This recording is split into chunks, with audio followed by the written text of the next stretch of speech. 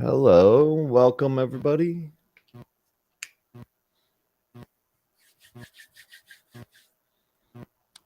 Good morning. Morning. Hey Eric, good morning. Morning, brother. Good morning, good morning. IG, good morning, good morning. We'll give it a couple moments here, people to hop on. If you have seen some of these calls and are interested to be joining on Zoom with us, you can go to my link in my bio, the link tree. It says A Course in Miracles calls. You can register there, or you can stay on Instagram and interact with us here.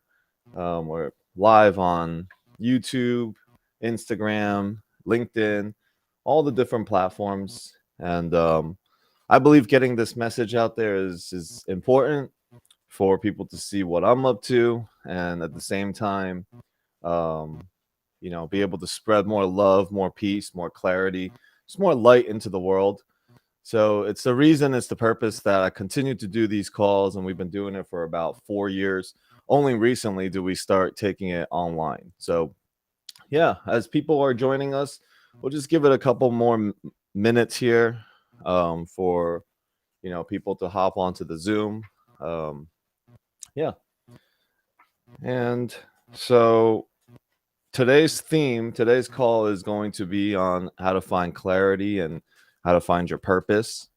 And I think more and more our world is anytime that we are not aligned to our purpose, to our function, or not clear about that, life gives us adjustments. Life will give us adjustments in different forms.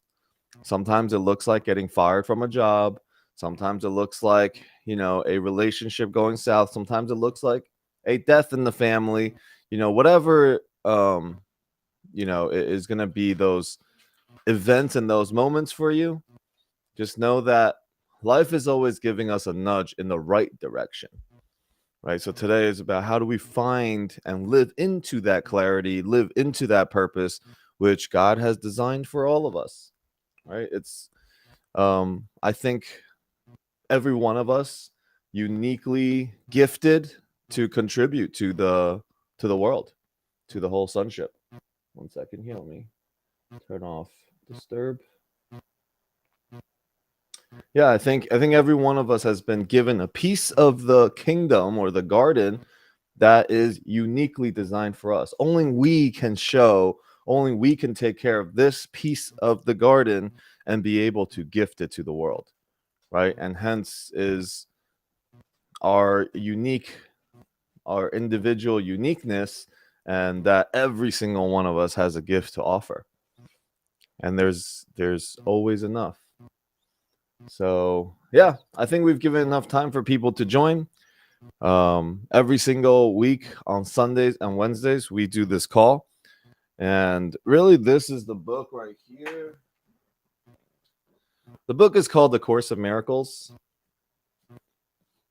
All right, I think most people have heard it, but it's also one of the it's also, there's a joke in the Course of Miracles community that this is either a book that most people have and it serves as a end shelf or book end, right? Or it collects the most amount of dust because it's hard to open up this book and continuously read it because it challenges our ego so much. And so the course is really the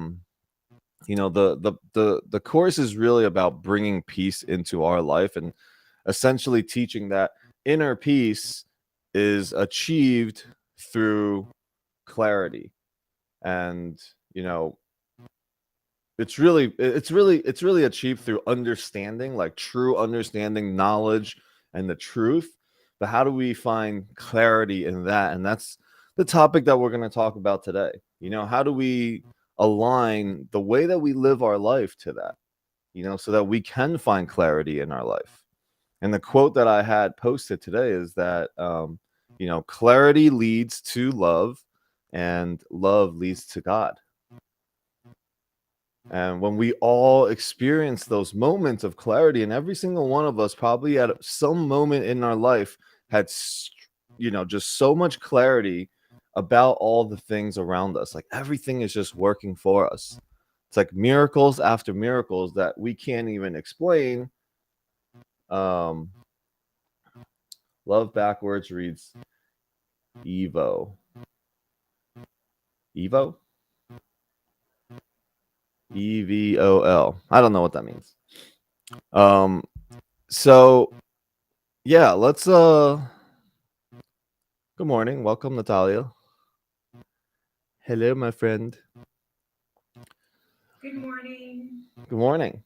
So finding our purpose, finding our clarity, finding peace, like what would anybody want to share anything on that topic? Like, are you struggling with it? Are you struggling with it? What is our challenges around peace, clarity, purpose? Anyone want to share anything this morning that you feel called to share? So I guess I'll start off. As thoughts come to you guys when you're listening, allow it to be there, because there's no accidents when you hear what you hear and the pictures and the thoughts that come to your mind. They come because they're a pointer to something. Clarity and purpose is essential for us and essential for peace and essential for us to live in this way, because it allows us to see things truly as they are without the distortions, without the judgments. See, the Course really points to everything that we see in the room. Our entire day, hello, welcome, our entire day is filled with our minds judging everything that we look at. We either have pre-made up stories about it, or we judge it. We judge it based on what? That's the question that we want to be kind of going through, is what are we judging anything based off of? And the ego, and the Course says the trap is that we judge everything and we think we know based off of past experiences. So for example, my brother here is moving from San Diego to Florida, and there are emotional attachments to things of the past, and then there's also prediction of the future based on stories and beliefs that we have.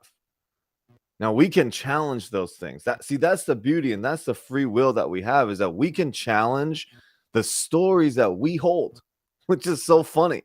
We have all these stories that we hold as the truth. Like, if someone does this equals they are this, right? If an event turns out like this, it means it is this, right? When I see somebody that, whatever way they behave, it equals that they are this type of people. Right? If I go into this relationship, it equals I will get hurt. So I will protect my heart first. Right? So we don't even give things a chance. But it's funny because we can actually challenge those stories. And that's what the Course says. If you can challenge those stories and you can imagine and perceive a possible other outcome, that means it's not the truth. That means you lived your life in perspective and interpretation. So the Course begins its lessons very simply. It talks about nothing in this room means anything. Okay, very simple. I'm like, what does that mean? Well, the cup that you see in your room, it doesn't really mean anything, but you have it as, it means this is my morning coffee mug. This is the mug that I need. Like, you create special relationship to stuff, right? And I'm just using a cup, but it could be anything. Everything that you got in your life, you create a special relationship to, including the people, including your job, and especially the identity of who you think you are. This character of Alex. You hold on to those things. And anytime somebody challenges all the little ideas that make up the character of Alex, is what triggers us and has us go to war. So clarity is to be able to see, take a step back, and look at how perfectly everything is playing out for you. And so clarity is is to see life as is without the distortions, without the judgments, without fear. Um, and when we lack clarity, our perceptions are really clouded, and things don't seem to make sense. And as they don't make sense, there is confusion and and clarity. Sorry, there's people that just make funny comments and stuff on Instagram. It's interesting. I can't assassinate my character. I can't. Yeah. And it's not about you acting, it's about you becoming aware of the greatest version of who you could possibly be. Because all the ideas that you think you are is way short of who you actually are, what your potential truly is. The miracles that you can allow into your life, you can't even fathom it. Like if we start to see seeing with clarity is to see, let's say, the loss of a family member as a miracle. Let's say the loss of a job as a miracle. Seeing everything around us that triggers us as a miracle.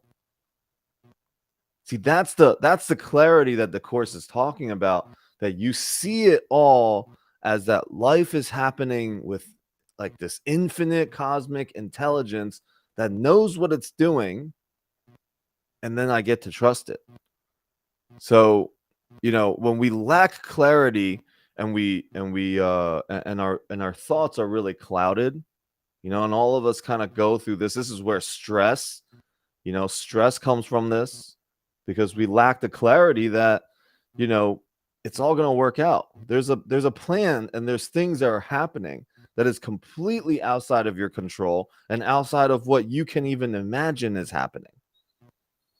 So it's the letting go of it, is to see things clearly, like, oh, okay, this is beautiful. The unfolding of all of this is beautiful. It's a miracle. Miracles are natural, and when it's not happening, it's because you are out of alignment with the truth. And this is what the Course is guiding us to. But first, it needs you to do the forgiveness process and let go of judgments and illusions and fear thoughts and attack thoughts, letting all of that stuff go.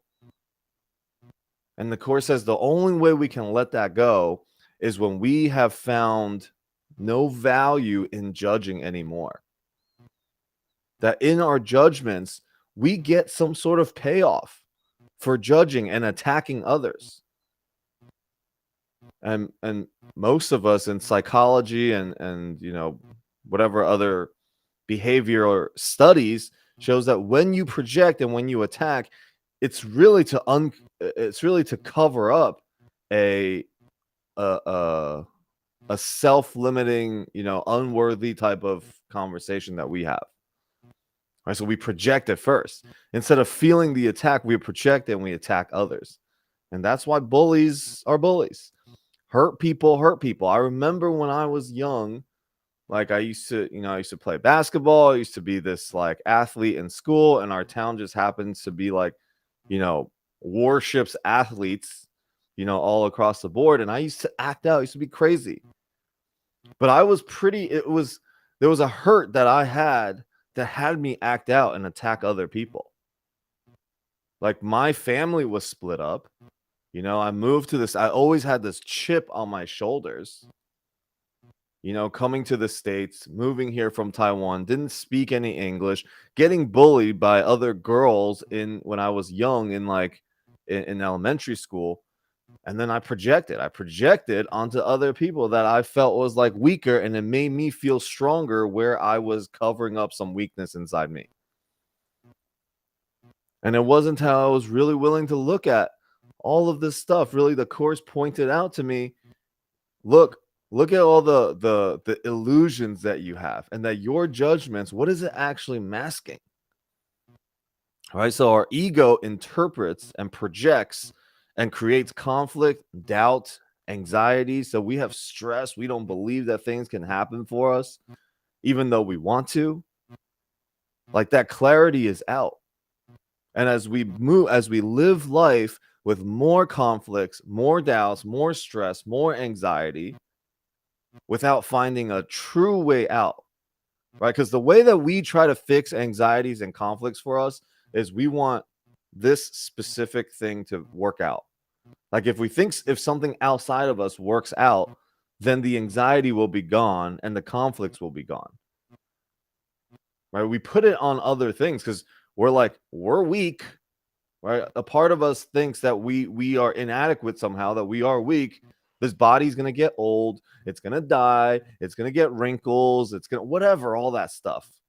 Like there's a perception that we don't even look at for all of us that thinks that this body is weak. And so we put it out onto other things. Man, God, if this just worked out, please have this work out. I will definitely not feel anxiety anymore. If I only had another $100,000 in the bank, I would be able to sleep well at night. If this deal only went through, I will never ask for another thing in my life again.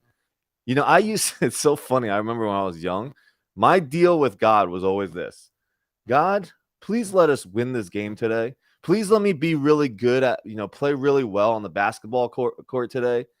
Please have this girl like me today. Something like that, right? Please have that happen. I promise I'm going to be really good to my sister. That was my deal. Every time, like, I will never yell at my sister again. I will never bully her again. Like, what is my sister was the bargaining chip that I had with God all the time. Yeah, it's so funny, right? It's so funny. Now, a part of that is still, the process of healing. That I would ask. See, there's a practice of asking somebody else that has more power than me. So even that type of asking, it's funny. I was young, and probably people still do it today, like even though they're older. Like, God, I will stop drinking. I will stop being I'll be a, contribution to society. If I only had this, just let me land this job. Right? Let me have this deal happen. Let me have this investment go through well. If that only happened, I promise I will read A Course in Miracles every day. Like, we make these bargains thinking that there is something else out there that can actually satisfy that or fill that void. And that's just not the case. That it doesn't happen. Nothing outside of you can fill the void that you have inside. Right? Nothing can. So the anxiety and the doubts and the conflicts, all of that is because you aren't clear about your own purpose here in this world. That you aren't clear that God's got your back. That spirit flows through you as it flows through everyone. See, that's the only way for us to trust is when we can have faith that, look, somebody took this thing from me, right? Somebody stole this from me. And as they steal it from me, spirit is flowing through me and flowing through him or her or whoever stole something from me. All right, spirit is flowing through all of it. There is a greater thing at play here. See, that's the clarity I'm talking about, is the clarity that there is a bigger plan that is happening. Even though it looks like something is happening to you, even though something you think is happening to you, but it's happening for you. And not like you as in like just you, like lowercase separated you, but you as in all of you. Right? God's looking down, or if you want to call whatever you want to call it, there is an event that's happening. Spirit is flowing through everything. But if you see yourself as separate than the entire plan, then you don't see how you function and you don't see your gifts.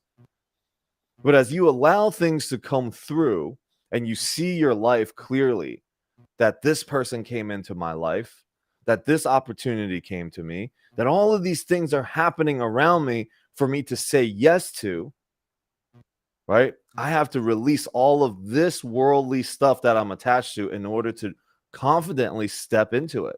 Because sometimes it looks like you got to put some money up. And then money, see, the idea in our special relationship to money and our relationship to how hard money comes and all of that stops us from taking all the opportunities to say yes to all the things that show up for us.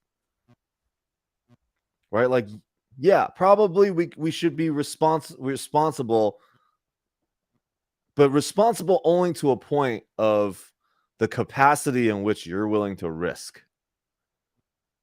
Are you willing to risk a little I, the small I, for a moment of visiting the big I, the capital I? See, that's the question for us. Are we willing? What are we willing to risk? Now, the course never wants you to step into, to put yourself in a fearful situation. So maybe something's going to cost a lot of money, and you're like, if I do this, it will bring me into too much fear, and I will see this thing, I will see it in the wrong way anyways, right? I'm going to be in this, so let's say, for example, like me joining a real estate mastermind, right? It was $25,000 to join a club. If I went in there and I had a lot of fear around it and I didn't trust that, okay, here, let me just go in here and let me step into it and see what's calling me. What doors are opening up for me right now? See, instead of looking at it that way, if I was very scarce about money and that was a large amount, I would put that money in and I'd be like, all right, teacher of this real estate club, show me what you got. Like, I need to get something out of this. You need to give it to me. Right? And that's what we do. We look at everything as like, did I get what I put my money into?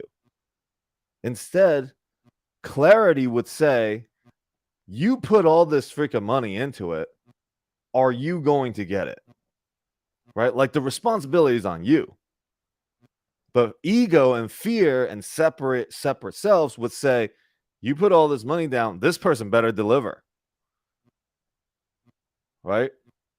And that's the two things. The two thought systems will create two experiences for you. And so, that could be a different form for you for anything.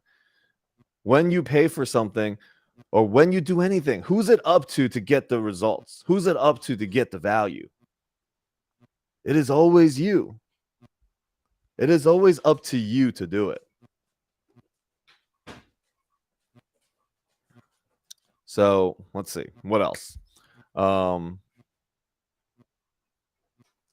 I wrote some notes down for this. When we talk about clarity and purpose, because myself always asking every day, like, am I living in my purpose? Right? Like, what is my purpose? Because sometimes I'll think my purpose is to get this deal done. My purpose is to do this A Course in Miracles call. Like, so some of the things I'm very clear on that this is what I'm doing. But the Course says that your purpose and your function literally is to shine your light as bright as you can. Nothing else. That's all you do. You just lead the way through your actions and you teach through your actions. People are always watching. Somebody's always watching. And it's not like we're performing for people. But as we're able to remain calm in the events of when things normally don't look like it's supposed to be calm, like, those are inspiring and teaching moments. Right? I think about it a lot. Like, when people freak out, like when people yell. So, quick example, right? My wife just went outside, so it's okay. I can share this. She's not gonna watch the replay. So the other day, I'm watching TV in bed, and we're just, I was about to fall asleep, and all of a sudden she just screams, and I'm like, oh my God, like, what the hell's going on? So she had kind of like walked into one of her big mirrors, and it was like falling, and she was like holding one side, but yelling super loud actually had me run in the wrong direction because she was yelling behind the mirror. So I thought she was downstairs. I like jumped out of bed, ran the wrong place, versus like remaining calm could have resulted in the same thing, and trusting, right? Like, okay, big deal. If the mirror falls and smashes, it breaks, big deal, right? But like freaking out like that never actually gets you the results that you want anyways. It actually probably delays it and confuses people and brings up the same anxiety in everybody. So can you remain calm from moment to moment and clear and trusting, right? When things go down, certain ways, can you react with calm and composure because you have a deep sense of trust and clarity inside of you when others are going to freak out? Like, I could only imagine, certain times in Wall Street when like banks were going under, and I just, in my mind, I just imagine all the people at the trade desk and everything freaking out, running around, and people thinking they're going to lose their jobs, whatever. I don't know. I just have that thought in my mind right now. But who can remain composed and clear and trusting in peace, walking down when everyone is freaking out? Like, there's kind of like an image in my mind of just like walking down the street with calm composure while riots are going on, looting's going on, right? Like, can you be that person in any scenario? And people will look to this person as the shining light.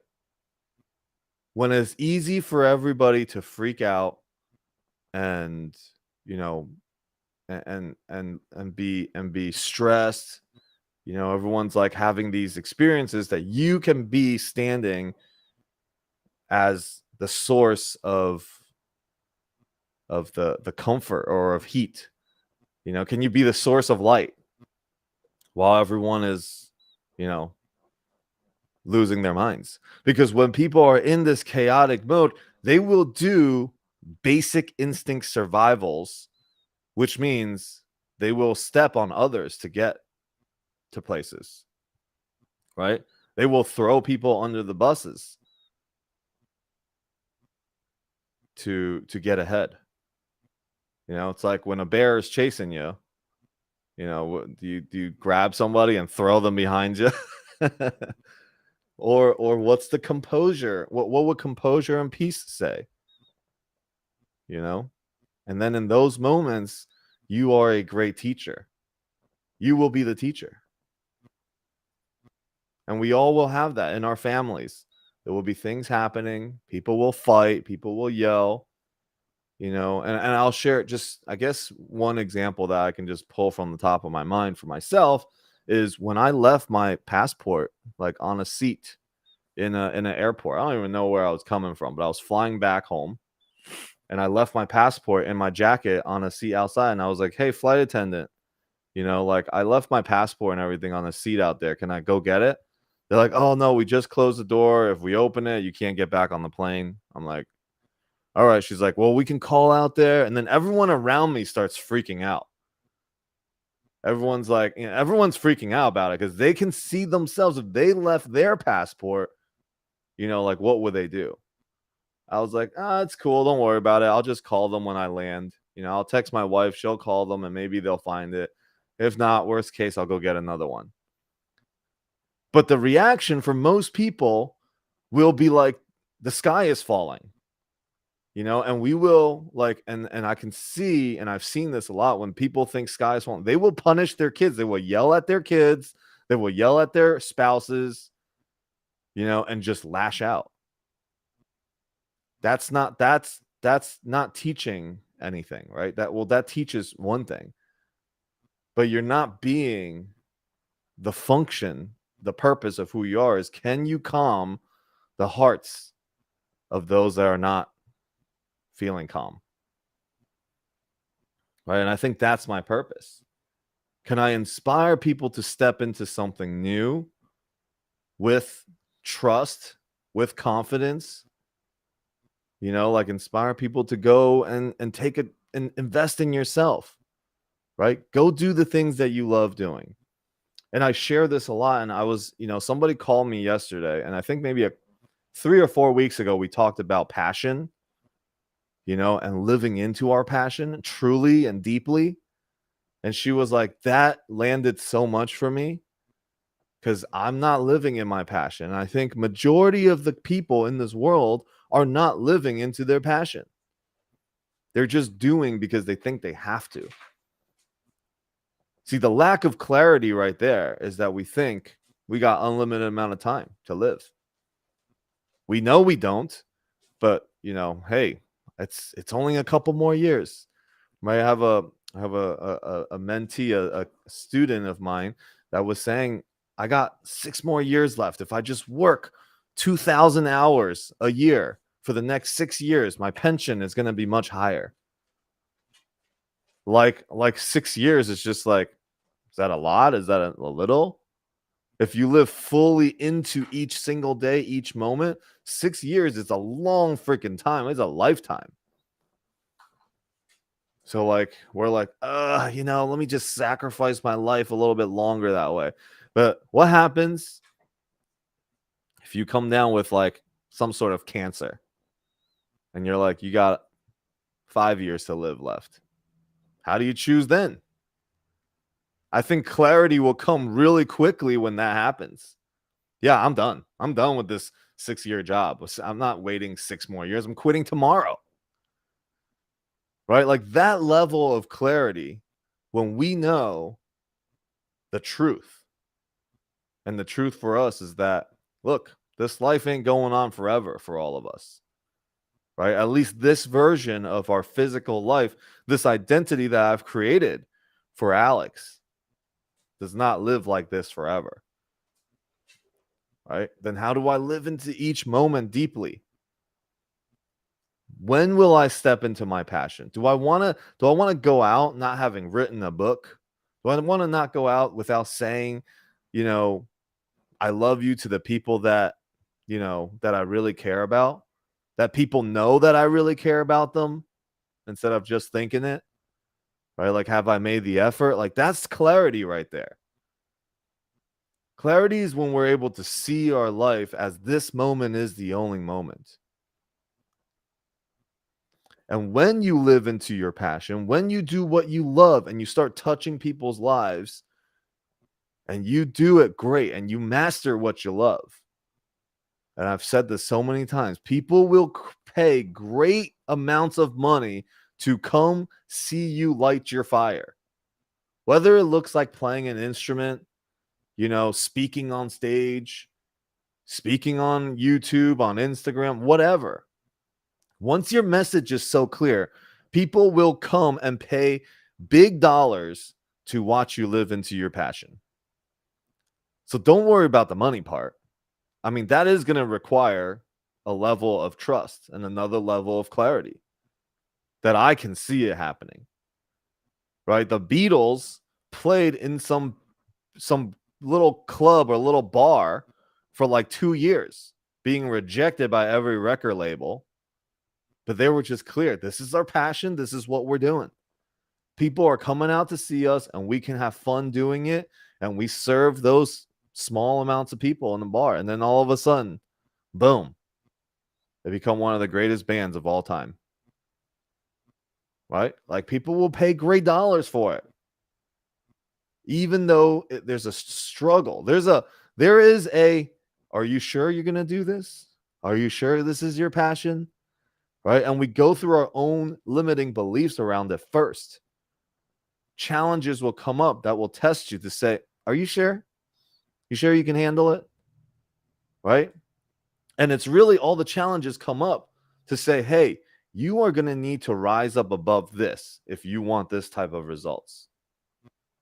You are going to overcome this challenge.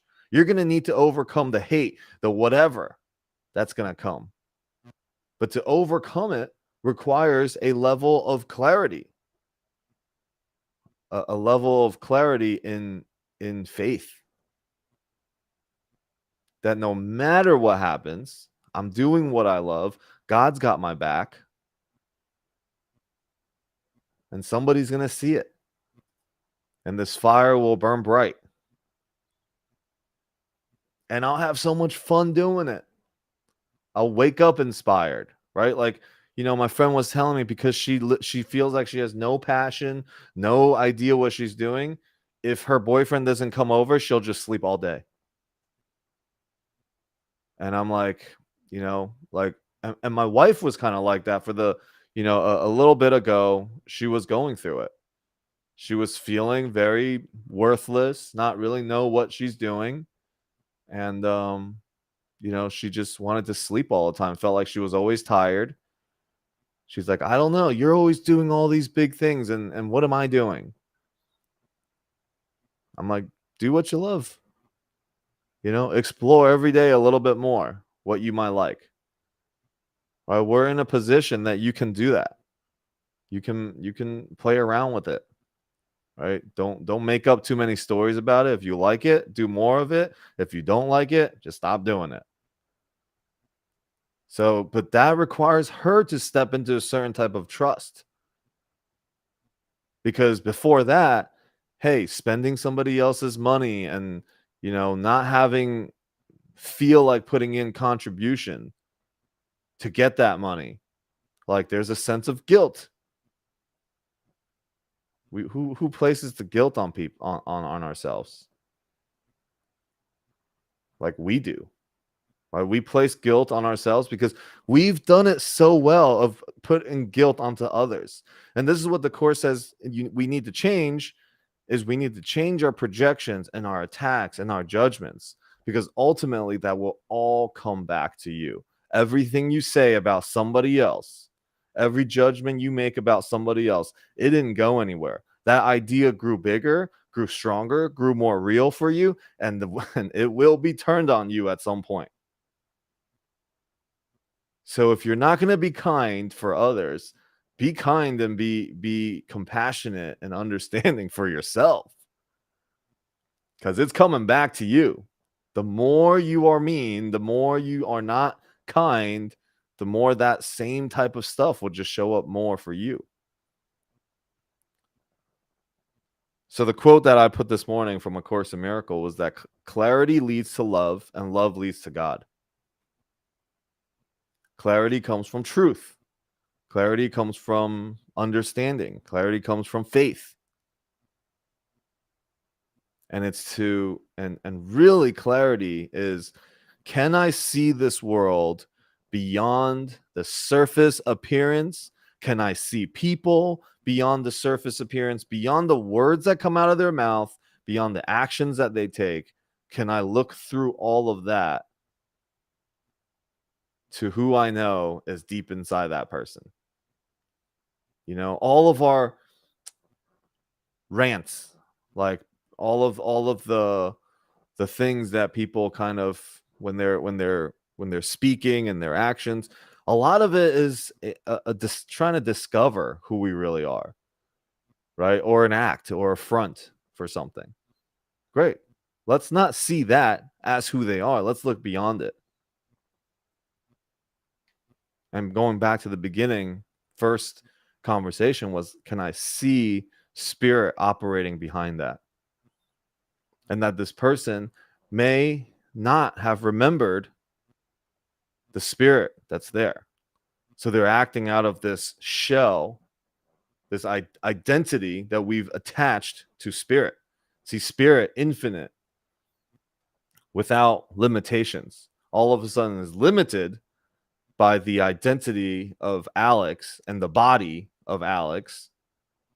But let me look through it. Can I look beyond it? Can I look through it?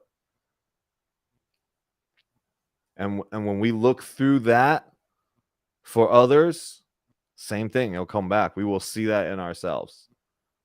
We will see that we have limited the unlimited, and that we are capable of so much more, and we are deserving of so much more. And then we place trust, right? Like making moves, right? Moving to a different state, moving from your comfort. It requires a whole lot of faith and trust too. And it always works out. I remember when I first moved to Peru for like the time that I was there, when I moved there, I was like, oh man, I'm gonna hate this. I'm not gonna like it. All I can do, I mean, on some level, I was like, oh yeah, I really always have loved everywhere I've been. I was trying to grab the stories that served me there, but a part of me was like, man, I'm not gonna have a car. My dog's not gonna be there.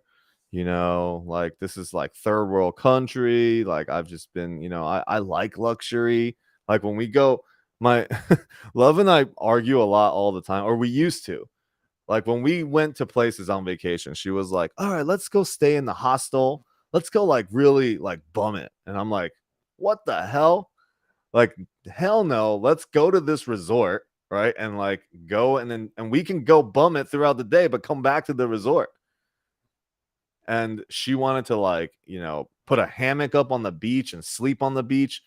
I'm like, "Yo, last thing I want is to be trying to sleep and like mosquitoes and monkeys or whatever, bothering me while I'm trying to sleep." And I sleep deeply. So I'll probably wake up with so many bites and whatever. I'm like, we ain't doing that. So we used to get into like little fights about it. And I think over time because she was used to traveling that way because she traveled on the budget. I was like, yeah, here, our budget is this no limit American Express card. Let's go and just, enjoy. And so I think we've both kind of like understood each other more, and going to Peru was big. Because going to Peru, it was for me in my mind, I was like, all right, we're going to live in a freaking village. Okay. Like there's, my buddy was down there and he was telling me, yeah, sometimes we don't have hot water. Sometimes this is, this runs out. I'm like, oh God. I was like, what? And when we first arrived, it was like a little little motorcycle thing with a little thing in the back. I don't even know what they're called. Tuk-tuks. I guess that's what we call them. I don't know. and that's how we got around. But we found a place that was freaking beautiful, $900 a month, and we lived in like a 4 bedroom house, like big ass house. And there was people taking care of the lawn, bringing us logs every day or firewood every day to put in our fireplace. I was like, wow, I could get used to this. And then to do laundry was the tuk-tuk came, picked up your laundry, brought it to the laundromat, and they folded it and brought it back to you, and it was like $3. I was like, $3. I was like, I think I could really like it here, Like everything was super cheap, for a couple $1,000, you literally live like a king. Somehow I still managed to spend like $6,000 a month while I was living in a village. It was cool because, I got a chance to live like, it was still like luxury over there for sure. Yes, there were times that there would just be no electricity and no water even in that house, but we had candles and it was cool. I was learning to play the guitar and sing, and the community was awesome. So, that was something new for me. And I still was able to live like that. And because it was such low budget, I was able to just do anything to help anyone at any point. Everywhere I went, like, I mean, I don't know if this was enabling or what, but I just felt like, these mamitas working in the kitchen, working for $2 a day, I would tip like $5 and they would just be like, holy crap, and I would literally have parties at my house because we had a big house, big yard, everything, and the whole place. We would have like 40 people come over. We went to Peru. So we would have like 40 people come over. And I hope maybe my Peru people will hop on and listen to this once in a while. But I miss them a lot. The Sacred Valley tribe. I love them. And we would have people come over. I would literally tell a restaurant to cater the entire thing. They would shut down the restaurant for the day. And it was cool because it's like a village. They don't have to give notice or anything. They're just like, nope, we're not open today. People will go into town and be like, damn, why is Mama Cocha not open? Because they're literally catering for our entire party. And you know how much that catering was? $180. $180 to feed 40, 50 people. like just massive trays. I was like, wow, we could do this forever. We actually came back to the States and packed everything to move down to Peru and move there indefinitely. And then I came back and got a taste of, what true luxury means. Right? I can't, and over there I got used to it. We would go into a store and they wouldn't even have lights on. And I'm like, hello, hello. And then when finally someone heard me, they would come and turn the lights on. And I can look at what's in the store. And I just got used to that lifestyle, and it was cool.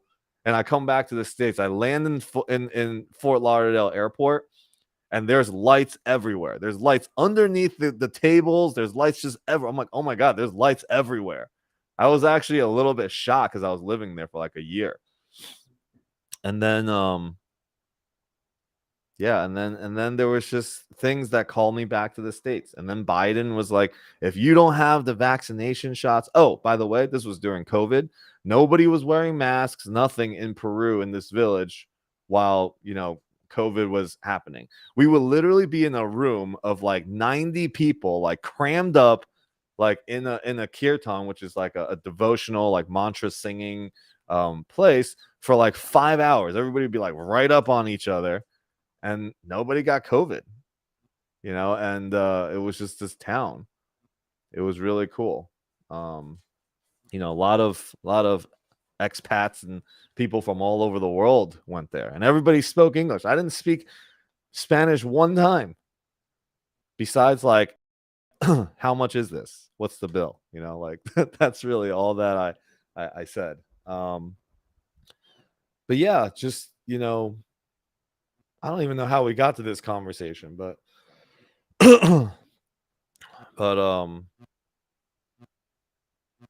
moving. I think we were talking about moving and and knowing that it's all going to be good. It's all going to be taken care of.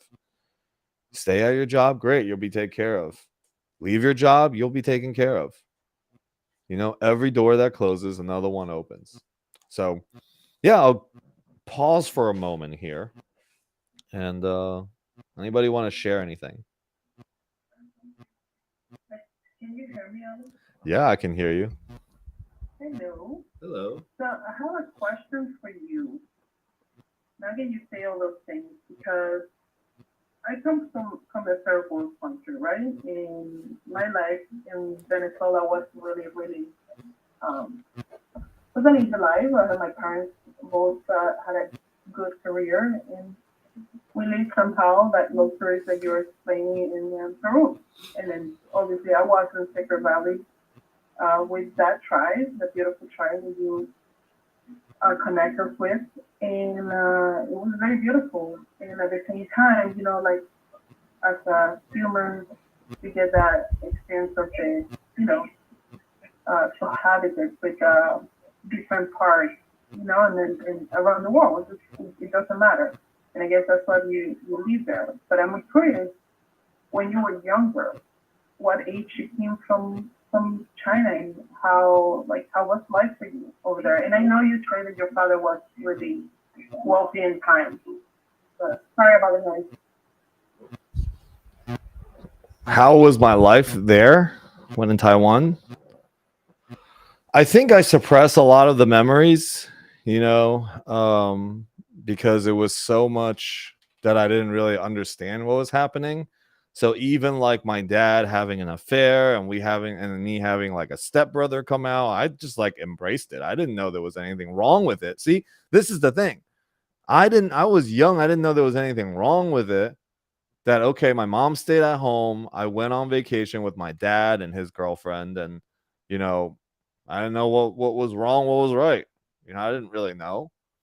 Right. And then it was only when my mom projected all the pain and all the hurt. And then all of a sudden she left the country. And then I'm sitting, myself and my sister sitting in you can ask your question right here on Instagram and just text it and then I'll answer it. So then we were left in this like study class for like a couple days or something. Nobody picked us up. And then one day my mom just showed up out of nowhere and then picked us up, and the next day we were flying to the United States. So like I guess there was a lot of like shock, not knowing what's going on. And really it wasn't until my mom projected her pains and her story onto me that I think something was wrong. Did my sister really have this bad taste about it with my dad? And one of the biggest, I guess, the regrets or pains for my sister too was, she went back to Taiwan one time and didn't even let my dad know she was there. And then very shortly after that, my dad had a brain aneurysm and died like super fast.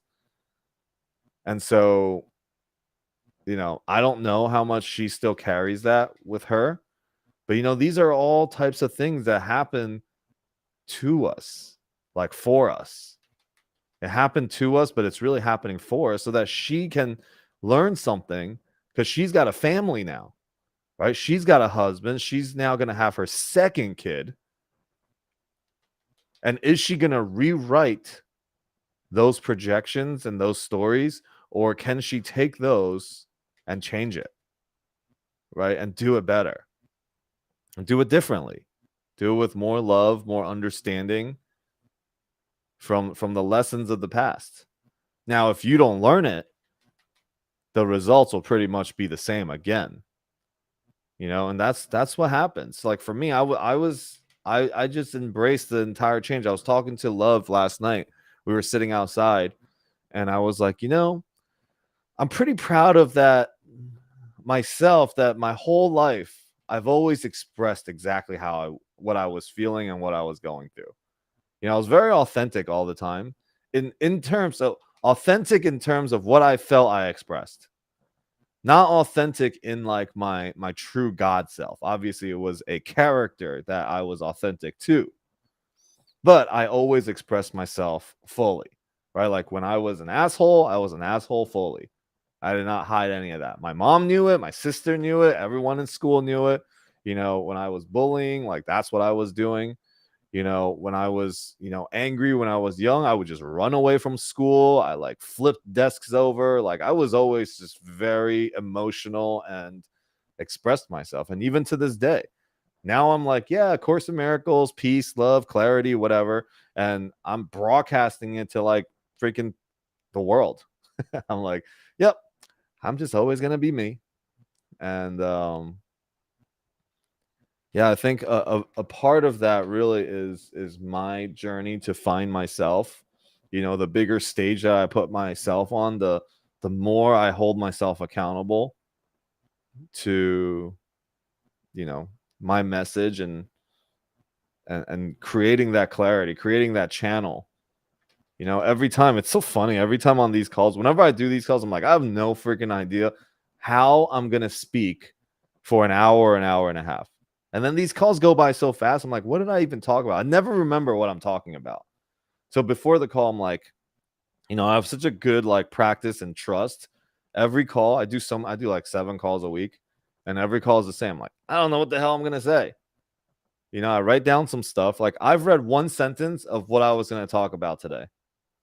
Out of everything I wrote down. It happens every time. I'm like, yep, I wrote all this shit down. And then what I'm going to do is say, God, you take over from here. I'm going to say the first couple words and you do the rest. And this is all like my practice over and over, and it's cool. Like seeing some people that, once in a while I'll see new people. Actually, you know what? Every week I see new people on these calls, and it's awesome.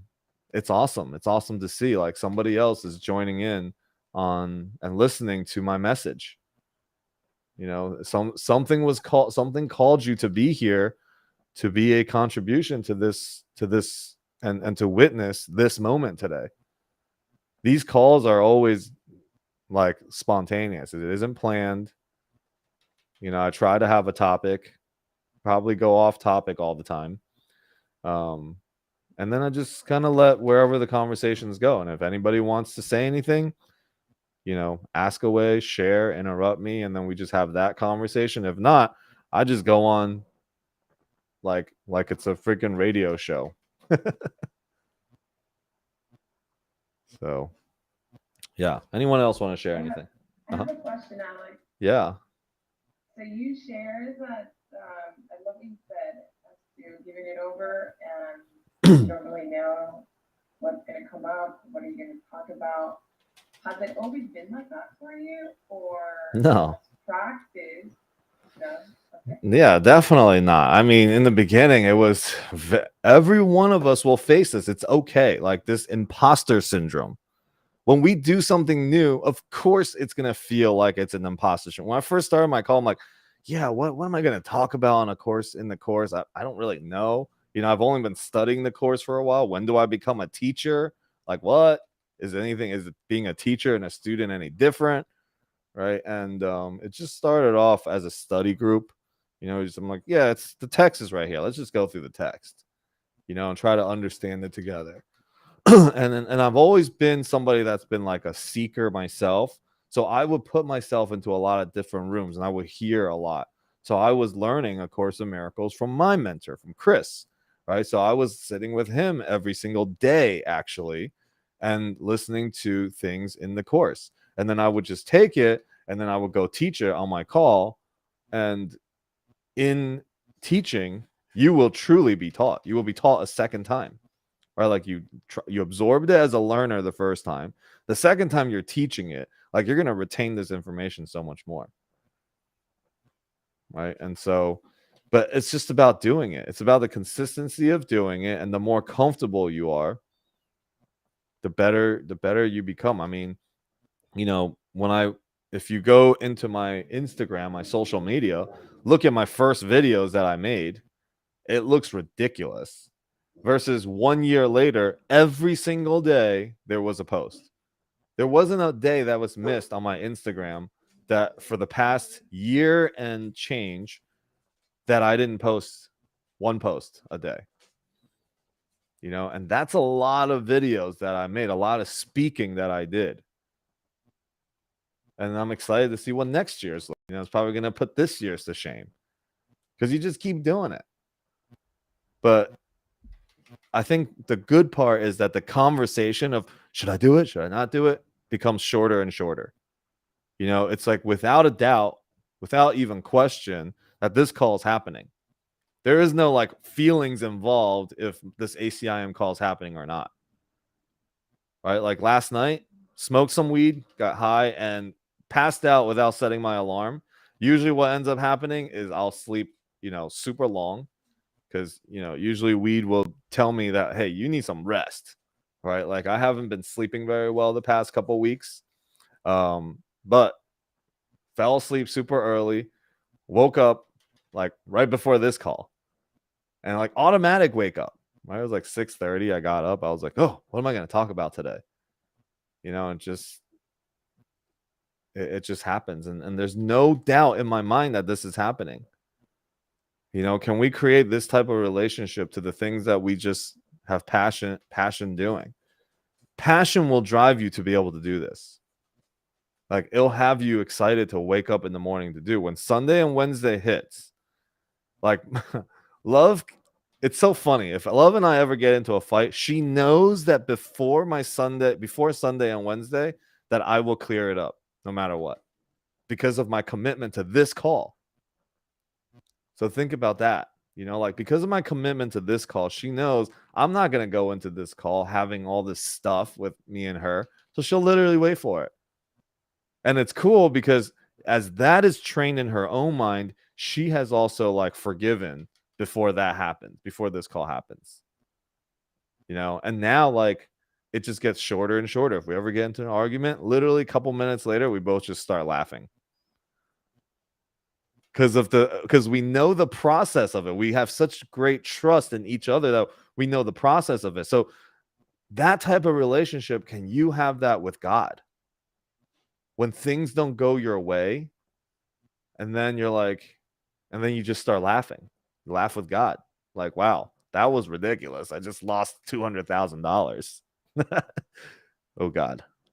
Let's not think about that one. But can you start laughing right after that? You know?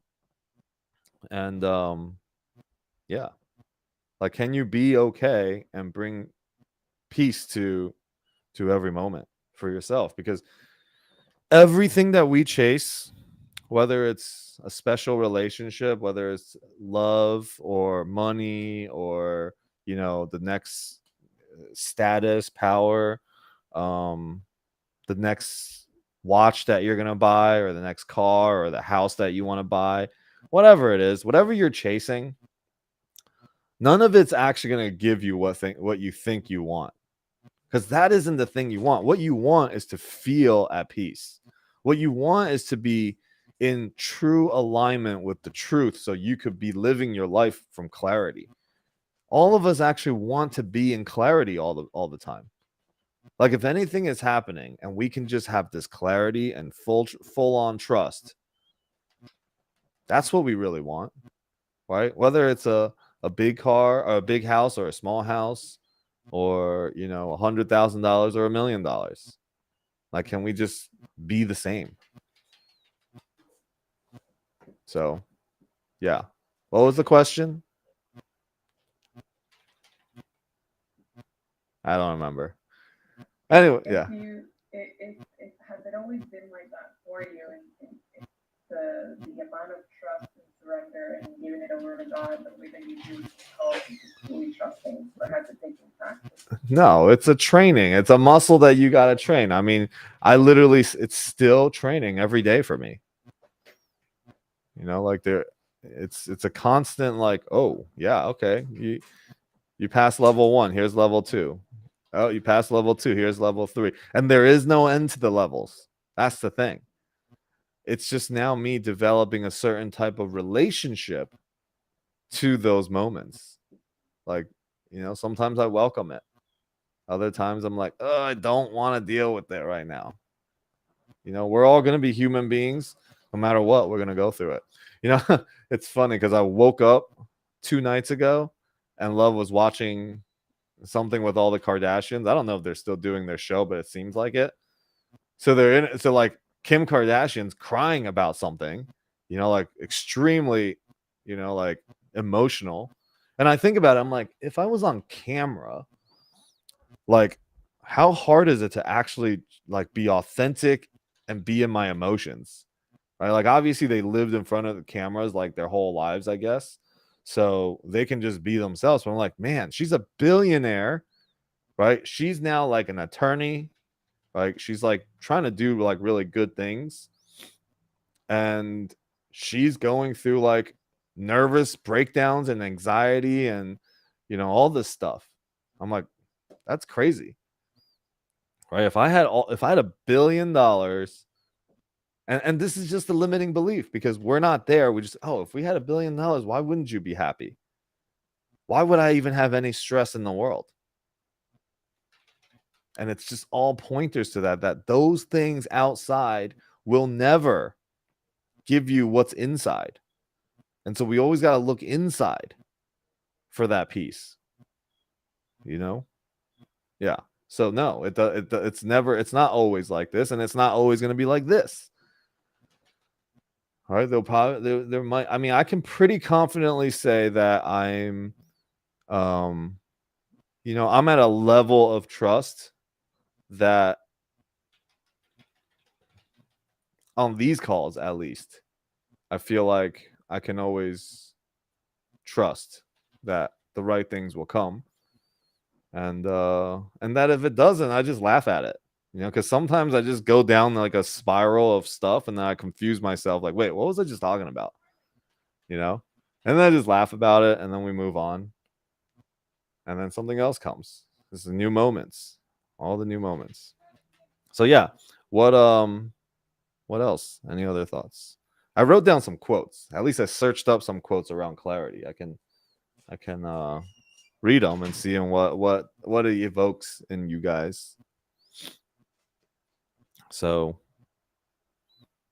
here are some quotes on clarity. Clarity is a natural state of mind when it is in alignment with truth. So yeah, that's kind of like what we spoke into today. Clarity is the result of forgiveness, which clears away the clouds of judgment and perception. So, yeah, go ahead. Someone want to say something? Oh, okay. Forgiveness. See, the course emphasizes forgiveness. What is forgiveness? Forgiveness is the clearing away of all the judgments. See, even though there was a point in my life that I had to forgive my dad, right? Even with all the stories that my mom told me, and I guess things that I once thought was nothing became like wrong, and I still had to do forgiveness. But the forgiveness is that I started to see my dad through those stories that my mom shared with me, right? And through the actions that he took and the results that he created, those things became him. I lost the dad and son relationship from when we were young because I put another picture onto him. Right? And we all do this. We like stick this image onto somebody and we keep it that way. We keep somebody prisoner of that image. Like, here, you've done these things. I'm going to throw your ass in jail and I'm going to sit here and make sure you stay in there. If you ever want to be anything outside of what image I have of you, I'm going to put you back in there. Right? And that's what we do. We don't give nobody a chance. We don't give new situations a chance because we put people in jail in our minds. Oh, this is how this person always is. And me and Love always do this. Every time we say something, we're like, you always do this. You never do this. And then immediately the follow-up will be like, always? I'm like, yeah, always. Like, it's so funny. And never? Oh, yeah, never. You never do it. I'm like, yeah. And I think everybody can relate to that. No, it's like, you always say this, but it's like one time, one time ever that happened. You always do it. So that's kind of like when we look at how we even speak and the words that come out of our mouth, it's comical. Our insanity is actually comical. And when we start to see that our insanity is comical, the healing begins to change. Right? When we see our insanity as serious, and we will go to war over our insanity, it's when we can see that our insanity is comical, that we can laugh at it, and our traumas, when we can begin to laugh at our traumas, right? The healing begins when the Buddha starts laughing. And you're the Buddha. So, whatever is really serious in your life, know that you made it serious. Right? Like, now that my dad passed, like, it's almost like all is forgiven. Right? It takes somebody passing until all is forgiven. Even my mom, like, forgives him. And why? Why wait till somebody dies? It's like, we've put you in jail long enough. Now that you finally died, I can leave I can stop being the prison guard. Like, what? Insanity. If that's not insanity, I don't know what really is. That we think we're putting somebody else in prison, but it's us sitting there guarding. So who's really in prison? Right? We just give somebody a new chance, new opportunities to be a new version of them. I see you as the blessed self, the spirit, the Christ consciousness. I can already see you as that. Then you give people the opportunity to step into it moment to moment because you believe it. You see it for them. And, probably one of the greatest human needs that we have in this world, in this lifetime, is to be seen and to be understood. And if we all looked at each other with compassionate and loving eyes like that, we can heal people just by doing that. No words need to be said. Nothing needs to be done. Just seeing somebody as Christ consciousness. Go ahead, Lyra. I just have a question.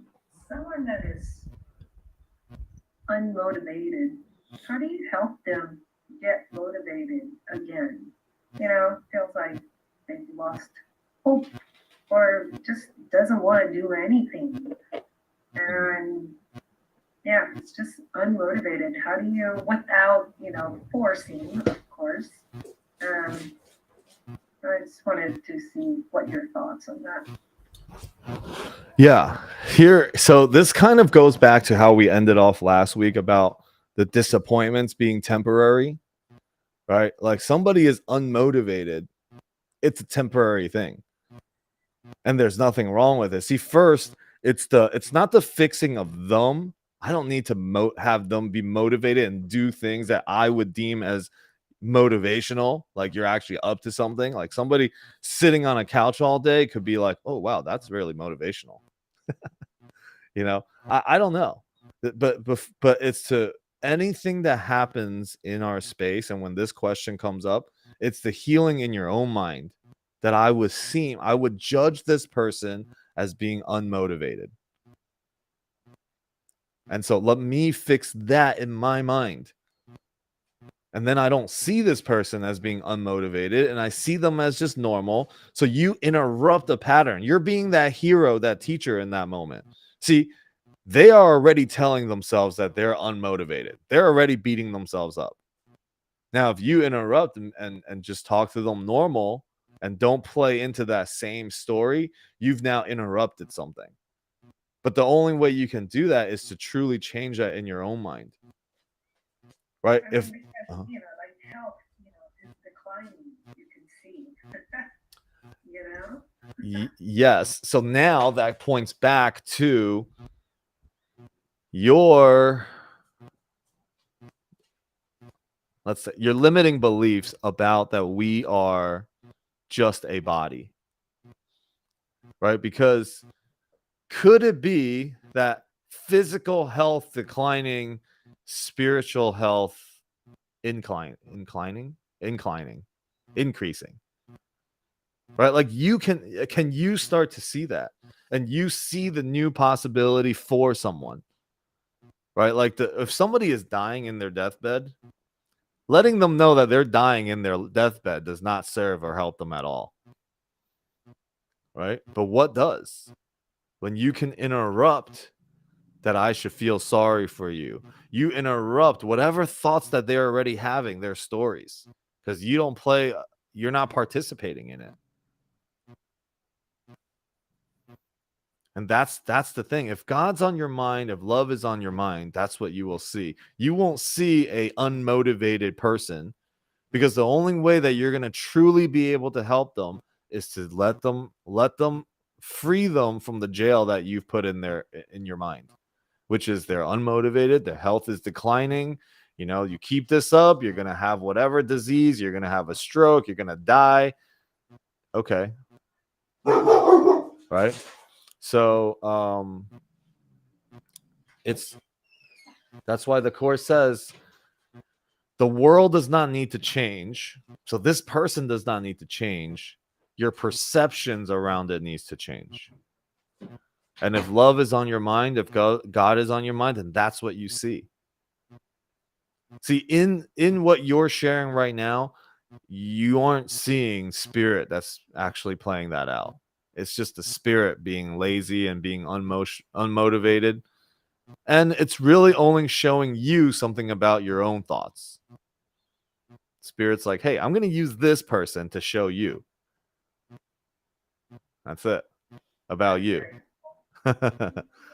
Whenever we think we need to do something and somebody else needs to do something, that's when, it requires our judgments. That's when it requires our own projections. And the Course is like, give that up. Everything in life is showing you to give those things up. Like, do you want peace? You judging that this person's health is going south, and this is bad for them, right? Because obviously it comes down to this is not good for you, right? But what is good for you? Let me get motivated and work a 9 to 5 job and hate my job and hate my life and hate everyone in it.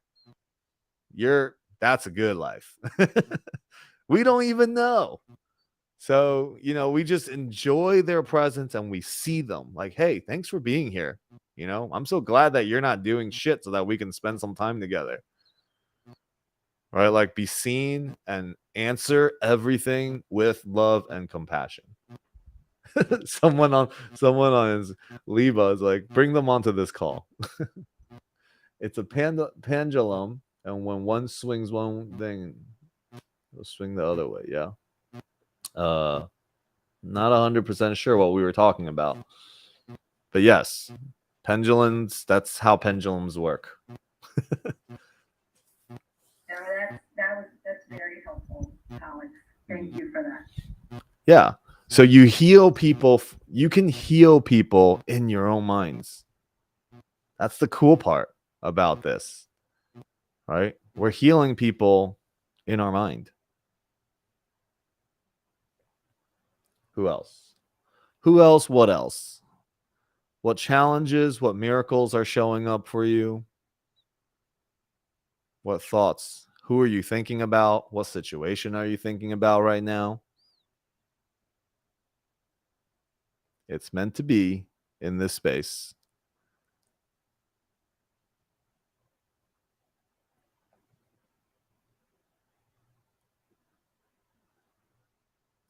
All right. Well, let me read something then.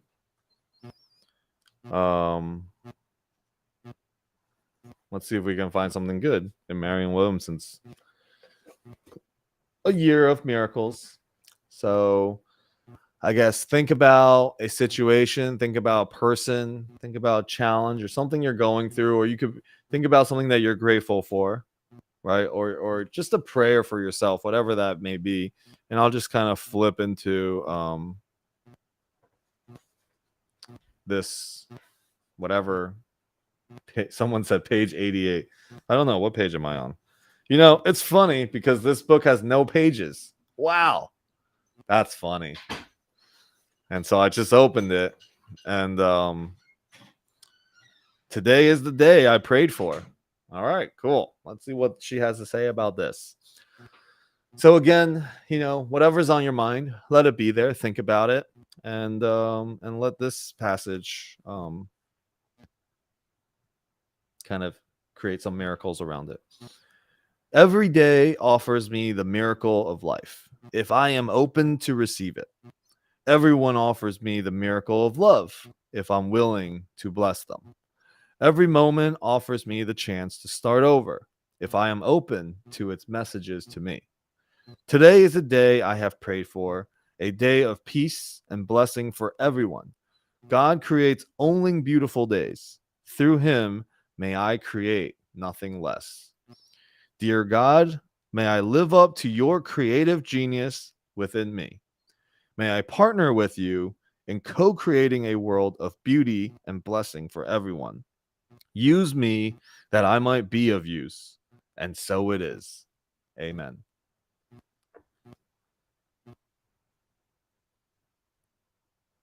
So, partnering with God and co-creating a beautiful world, or co-creating a world of beauty and blessings for everyone.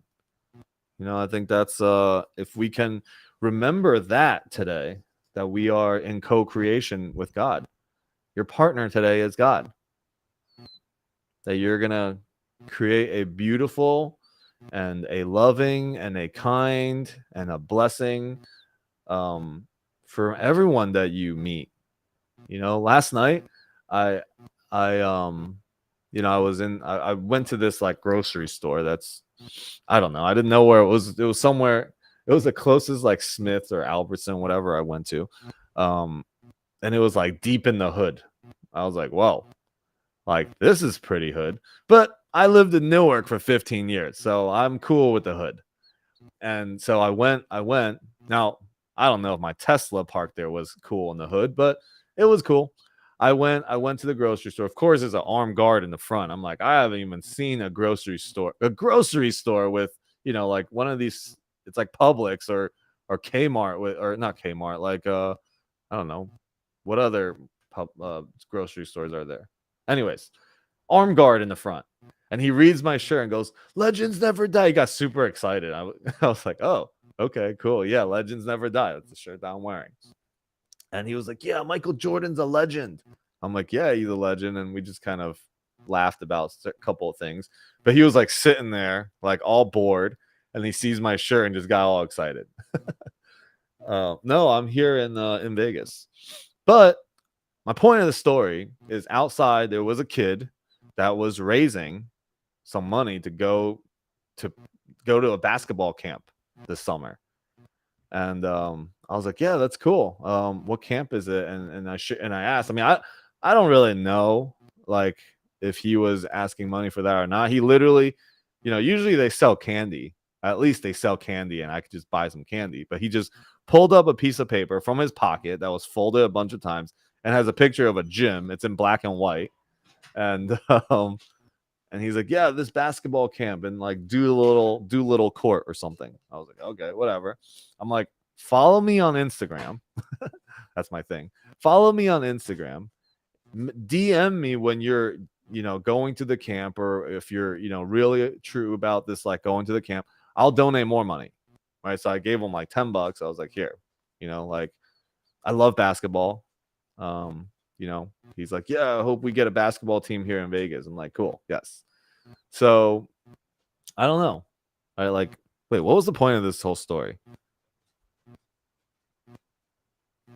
Miracles. Like it could all be a miracle. This relationship could be a miracle. Like I wanted to bless this kid, and I wanted to continue to be able to bless him, that he may find me, and that maybe, oh, I don't know. I didn't check. I should have checked if he followed me or not.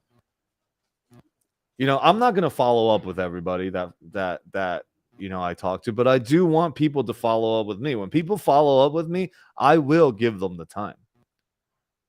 And like it's always an invitation to my space. That's everything that I do. I'm like, "Here, this is what I do. Come check me out on Monday, come check me out on Sunday, come check me out on Wednesday." And people that end up being on these calls, I see you all. Every one of you that are here, like I see you guys, and I want to, whatever I can do to help and bless each of you, I will do. Because you're in my circle. You're like, you guys are on and especially if you're on this ACIM call, because this is like what I do is, 90% of the times it's real estate. My content is real estate and whatever related, personal development related. But the 10% that really matters to me is this ACIM call.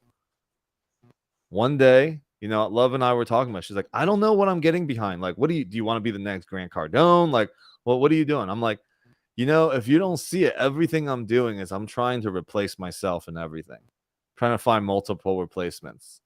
I want somebody to run all the real estate. I want somebody to run, the Legends Mastermind in the community.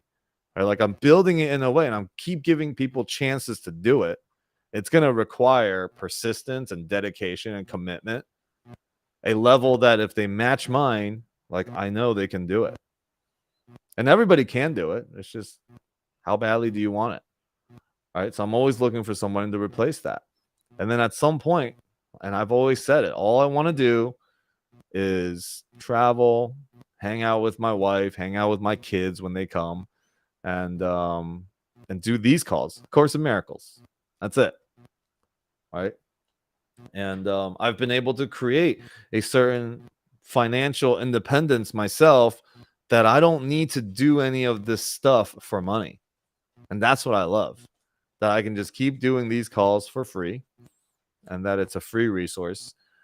Now, I do believe that when people pay more attention, right?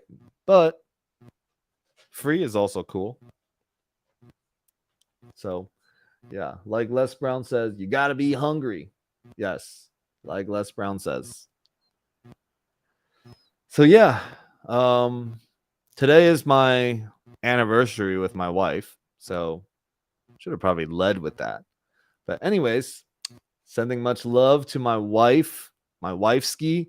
We're actually gonna go. Oh, that reminds me, I gotta cancel the calls that I have today. So I planned a kayak trip down the Colorado River. I think we're going to Arizona. I don't know where the bus is picking us up. I'm very bad at planning. I just go with the flow. I pay for something. I'm like, I hope they take us on a great journey. That's it. So that's what we're doing. And what else? So yeah, if I have a call set up with you, get ready for an email that's going to come out and saying we need to reschedule. So today's Wednesday. Yeah. All right. So it's my anniversary of when we met. I was reminded that this was an anniversary. I was like, okay, got it. I think we have another anniversary coming up of something else. There's probably like 4 anniversary that I got to remember. But she'll remind me when we get up to it, you know. So we're good. Anyways, yeah, go out there today, you know, remember that you are in partnership with God, and that, you know, today is about co-creating beauty, um blessings and wisdom. And through that, hopefully you can find your clarity and step a little bit more into your courage. I mean, into your confidence, into your passion. You know, having the courage and confidence to actually take those actions.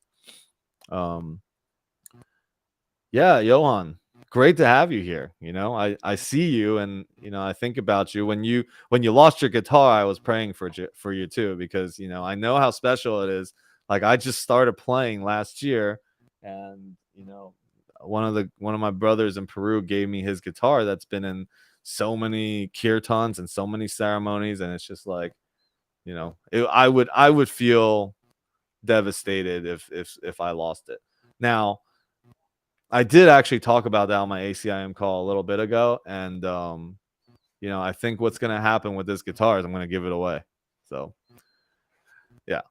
Anyways, I have a guitar in Florida as well, and it's a blessed guitar. Yeah. Alex, I think it's been like 2 years since you learned to play guitar. Is it? No, last year. 2 years from now. Oh. Yeah. Okay. So all right, 2 years. 2 years ago. Yeah, I really learned while I was in Peru, and then you know, last year got a lot of chances to play it, and you know, sit around the fire and sing and play. It's been fun. Yeah. I was gonna say 2020 was my lesson in detachment, because I built my whole music career up, and when that happened, COVID stopped my whole career, and then all my equipment got stolen, and I went in a deep depression, which I am so grateful for. I am so grateful for that time, because all of a sudden I got all these messages from people, from all the memories, and suddenly it wasn't, oh, this is my guitar. It's like, no, this is something that I was blessed to have all these memories with people, and now I'm being reminded $3,000 was the value of how much it cost for me to get all the love back of all the memories, of all the good joys, and that led to my new guitar and so many things. So detaching from that to get out of my way by becoming the way, you know? Oh, I love that. That's amazing. I appreciate you. Thank you so much for today. I really appreciate you, brother. Thanks for all you do. Yeah, I look forward to coming back to you know, Florida and linking up and connecting with you too. You know, I've heard your name around a little bit, so I feel like it's time for us to deepen our relationship too. So awesome. All right, cool. That's it. That's all. It's time for me to get my butt up and pack. I gotta pack for things, I guess. I need to find my water shoes or something like that. Haven't gone kayaking in a while. So Emerald River, I think it's. Marissa, tell me what? Why are you so excited? Is it great? Most beautiful place. Okay, yeah. Cool. Yeah. All right. Yeah, my coach, I was like, yeah, you know, I think I'm just going to go out to a nice dinner. My coach called me a lazy lover. So of course, always reminding me to stop being lazy. And so now we're gonna do something else. So don't be lazy, and bless the world today. So amen. Aho. Thank you, everybody. So much fun. We'll see you Enjoy. guys. I'll see you guys when I see you. Bye.